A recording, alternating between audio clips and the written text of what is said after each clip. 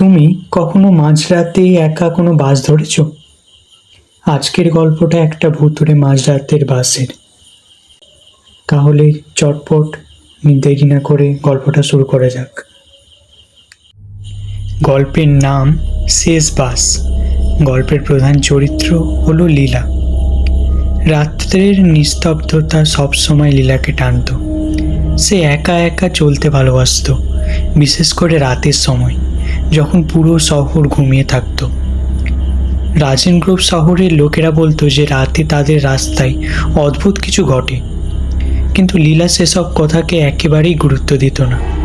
তবে এক রাতে যখন সে শেষ বাসটিতে উঠল, তখন সে বুঝতে পারল সব কিছু ঠিক যেমন সে ভাবছিল তেমন নয়। লীলা পড়াশোনা করে বন্ধুদের বাড়ি থেকে ফিরছিল।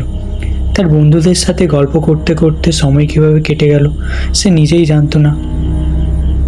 রাতের আকাশে মেঘলা ছিল, আর বাতাসে ছিল ঠান্ডার ছোঁয়া। রাত্রের বাতিগুলি জ্বলছিল, কিন্তু তাতে কোনো উজ্জ্বলতা ছিল না। ছায়াগুলি যেন খুব অদ্ভুতভাবে নড়ছিল, এবং লীলার মনে হচ্ছিল যে কেউ তাকে অনুসরণ করছে। বসে অপেক্ষা করার সময় লীলা দেখল বাস স্টপে আর কেউ নেই, চারিদিকে কেবল নীরবতা। বাসটা এসে থামল।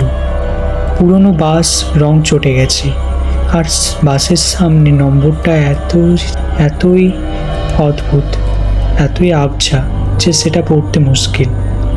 বাসের দরজা খোলার সঙ্গে সঙ্গে একটা ঠান্ডা হাওয়া বেরিয়ে এলো, আর লীলা কোনো চিন্তা না করেই ভেতরে ঢুকে পড়ল।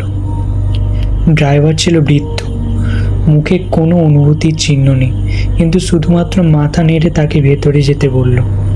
লীলা বাসের ভেতরে ঢুকে অবাক হলো।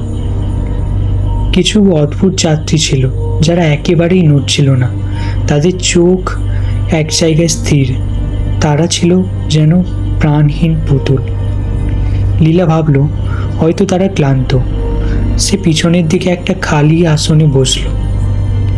বাস ধীরে ধীরে চলতে শুরু করলো, আর লীলা জানলা দিয়ে বাইরে তাকানোর চেষ্টা করলো, কিন্তু কুয়াশায় জমে থাকার কারণে কিছুই দেখা যাচ্ছিল না।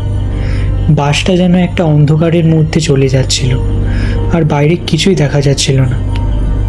কিছুক্ষণ পর লীলা বুঝতে পারল কিছু একটা অদ্ভুত হয়েছে।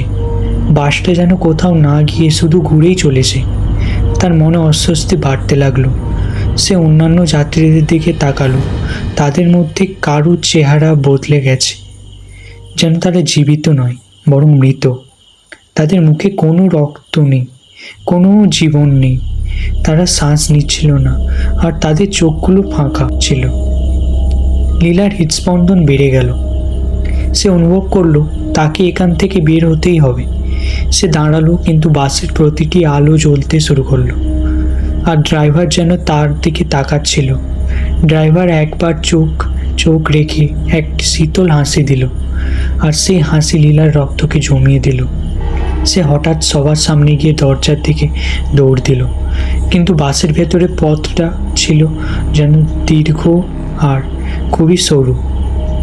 সে দূরত্ব পাড়ি দিয়ে ড্রাইভারের কাছে পৌঁছতে তার অনেক সময় লাগলো। ড্রাইভার তার দিকে তাকিয়ে মুচকে হাসলো, কিন্তু চোখ দুটো যেন অন্ধকার যেখানে কোনো আলো পৌঁছাতে পারে না। তার মুখটাও বিকৃত হয়ে গেল, একটি ভয়ানক চেহারায় রূপান্তরিত হয়েছিল। লীলা সাহস করে দরজার লিভার টেনে ধরল। দরজাটা খুলে গেল, আর সে কোনো মতে বাস থেকে লাফিয়ে নেমে পড়ল। সে পিছন ফিরে না তাকিয়ে দৌড়তে শুরু করলো, যেন কিছু তাকে তাড়া করছে। কিছুক্ষণ পরে নিজের বাড়িতে পৌঁছালো। তারপর দম ফুরিয়ে গেছে, তার শরীর কাঁপছে।